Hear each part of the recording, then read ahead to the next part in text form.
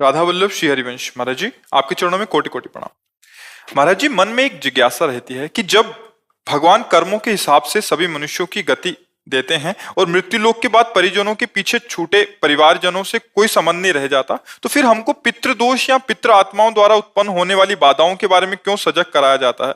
महाराज जी, इस शंका का ये केवल उचित जीवित की समाधान बात कीजिए। कर रहे हो ना? जी। जीवित की बात कर रहे हो। ये हमारी भावना की शुद्धि के लिए है। अब हम जैसे हमारे पिता पधार गए और उनकी हम संपत्ति का उपभोग करते, उन्होंने हमारा पालन पोषण किया, उनका हमसे संबंध नहीं, लेकिन हम तो जीवित होकर उनका संबंध मान रहे ना। अब हम जब उनको सुकृत दान करेंगे, भजन का, दान पुण्य का, पिंड का, तो जिस योनि में होंगे उनको प्राप्त होगा, वो उनकी उन्नति होगी। अगर वो किसी कर्म के दंड विभाग में हैं, नरक आदि में, आप यहाँ भजन कर, उनका उत्थान हो जाएगा, उनका मंगल हो जाए। वो आपका संबंध नहीं मान रहे, लेकिन आपका संबंध है, आप जीवित हैं। आपका स्थूल शरीर जब पड़ा होता है सैया में और आप स्वप्न देख रहे होते हैं, तो आपका स्थूल जगत और स्थूल शरीर से कोई मतलब नहीं होता, लेकिन मतलब है, जगने वाले को स्थूल से मतलब होगा, होगा ना। ऐसे ही जब शरीर छूटता है तो इस स्थूल जगत का उसका संबंध विस्मृत हो जाता है, लेकिन आपका जागृत है तो आप उसका कल्याण कर सकते हैं, क्योंकि वो आपका पिता रहा है। उसको पता नहीं है, उस समय उसको ज्ञान नहीं है, लेकिन आपको पता है, तो आप उसका मंगल कर सकते हैं भजन के द्वारा, तीर्थयाटन के द्वारा, पिंडदान के द्वारा।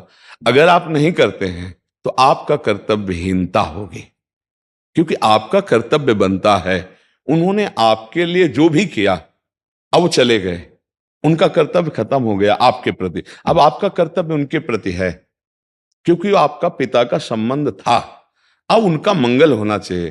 तो हम, अगर पिता की संपत्ति नहीं तो हम संपत्ति कमाएं, उनके लिए दान करें, वो दान उनको समर्पित करें, तो वो जहां भी होंगे उन्नति प्राप्त हो जाएगी, उनको उत्थान हो जाएगा, उनका स्थिति से उत्थान हो जाएगा, मंगल होने। मानो किसी मनुष्य शरीर में गए, अब उनको जो दंड मिलने हैं, उनको जो प्रारब्ध रचना हुई, और आपने भजन बल दे दिया, तो सब रुक जाएगा, उनका जीवन मंगल में हो जाएगा। इसलिए प्रथा बनाई गई कि उनका अधूरा कार्य आप पूरा कर सकते हैं, उनको भगवत प्राप्ति करा सकते हैं। आप जब भजन करके भगवत प्राप्त होंगे, संकल्प करेंगे, तो बोले 21 पीढ़ियां तर जाती हैं, 14 आगे की और 7 पीढ़ी की, तो वो तो पिता है, उनको तो परम पद मिल ही जाएगा। उनको स्मृति नहीं है, आपको स्मृति है। अगर समझा जाए कि स्मृति क्यों नहीं रहती, तो जैसे आप स्वप्न में होते हैं तो आपको जागृत शरीर की स्मृति नहीं रहती कि वस्तुतः मेरे शरीर को सुंदर सैया पर सुलाया गया है, मैं एक स्वप्न देख रहा हूं, ऐसा बोध नहीं होता। स्वप्न सत्य होता है और ये स्थूल शरीर का विस्मरण होता है, समझ रहे ना। ऐसे ही वो जिस लोक में गए हैं तो आपका विस्मरण हो चुका है, आपका कोई संबंध उनकी स्मृति में नहीं है। वो जहां है, जैसे अभी आप आए हैं, तो आप कहीं से आए हैं ना, पूर्व में कहीं ना कुछ थे, आपको कोई स्मरण नहीं है। लेकिन यदि पूर्व में आपका कोई संबंधी ऐसा है जो भजन तप और आपको, तो आपका ज्ञान विज्ञान प्रकाशित होने लगेगा, अचानक आपकी स्थिति बदलने लगेगी, शरीर की, स्वभाव की और वैभव की, क्योंकि आपका संबंधी कोई संकल्प कर रहा है। इसीलिए जब कोई भगवान का भक्त पैदा होता है, तो जो पितर अन्य लोकों में होते हैं उनका परम मंगल होना निश्चित हो जाता है, तो वो कुल धन्य माना जाता है कि वो धन्य होगा। सो कुल धन्य उमा सुन जगत पूज्य सुपनीत, क्योंकि सतरत सतरत सा लोकांतर्यत। अब उस कुल में पैदा हुआ, वो चाहे नरक में पितर हो चाहे स्वर्ग में हो, दोनों बंधन युक्त हैं। एक सुखास्पद है, एक दुखास्पद है, लेकिन दोनों से पतन होता है, दोनों गिरते हैं, नरक भोग कराते हैं, स्वर्ग भोग कराते हैं। लेकिन भजन बल वो उनको परमार्थ की स्थिति, परम पद प्रदान कर सकता है। अब पुत्र अपने पिता माता की क्या, पीछे की पीढ़ियों को, पितामह आदि को भी परम पद प्रदान कर सकता है। तो ये बात है, उनको हमारा संबंध खत्म हो चुका, हमारा कर्तव्य उनके संबंध का निर्वाह करना है।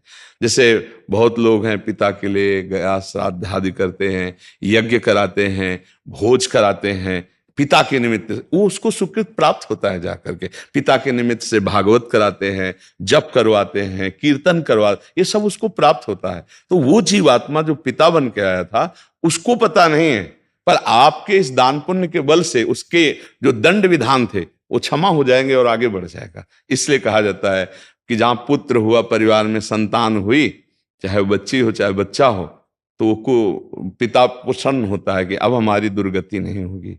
ये भजन साधन, अगर हमसे चूक हो गई तो ये भजन साधन के द्वारा मंगल कर देगा। लेकिन यदि ऐसा ना हुआ तो फिर पुत्र का होना ना होना बराबर है। इसलिए माना जाता है ना, संतान हो गई, हमारी आत्मा है, ये हमारे लिए कुछ करेगा।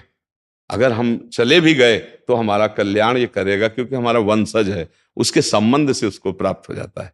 महाराज जी, दो और प्रश्न आते हैं दिमाग में इसमें। महाराज जी, एक तो इसमें फिर पुत्र हो या पुत्री हो, उसमें कोई भेद नहीं होना चाहिए? नहीं होना चाहिए, नहीं है, इसमें भी नहीं है।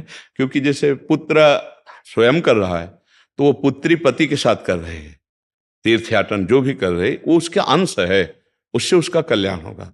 उसमें ऐसा कोई खास बात नहीं कि पुत्र ही हो तब ऐसा होगा।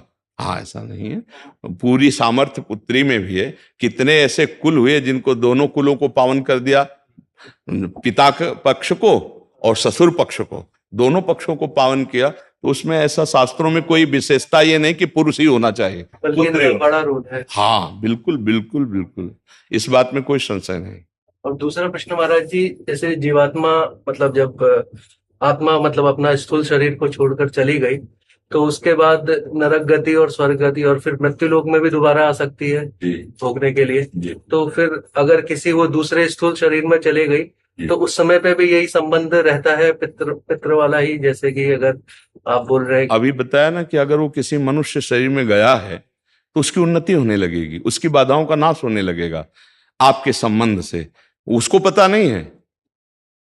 जैसे हम किसी के नाम पैसा ट्रांसफर करें और अपना परिचय हम ना दें और वहां तक पैसा पहुंच जाए तो धनी तो हो ही जाएगा ना। तो उसको पता नहीं, लेकिन आपको तो पता है ना कि मेरा जनक है, मेरा पिता है, अब जहां भी होगा उसको सुख पहुंचेगा, वो किसी भी योनि में हो। अगर मनुष्य योनि में है तब तो कहना क्या है, पर पता नहीं किस योनि में हो, पर उसकी उन्नति हो जाएगी, उसका परमार्थ पुष्ट होने लगेगा। उस जैसे कुत्ता है, एक कुत्ता है गलियों में मारा घूमता है, एक है गाड़ी में सुख पूर्वक घूमता है, और एक है भक्तों के पास भी रहता है, भक्त परिवार है, नाम कीर्तन कर रहे हैं, मतलब एक है धाम में वास करता है।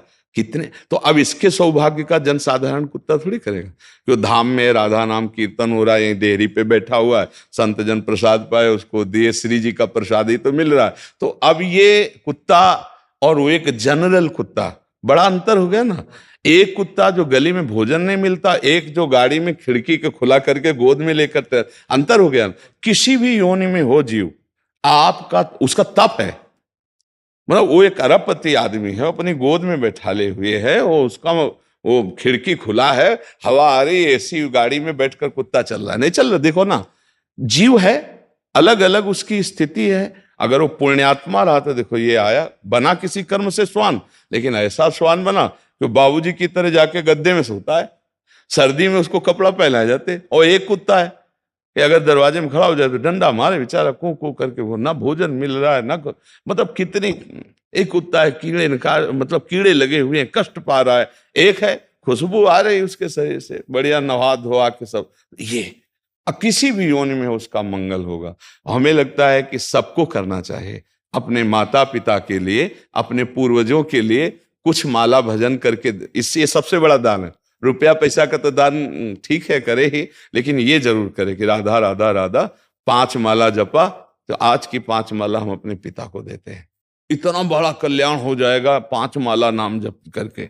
और अगर आप रोज 1 माला दें, पिता है तो उनका कल्याण हो जाएगा। ये गुप्त बात है आंतरिक, कि वो आपसे संबंध नहीं रखते, लेकिन आप जीवित हैं, आप उनसे संबंध रखते हैं, तो ऐसा करना चाहिए।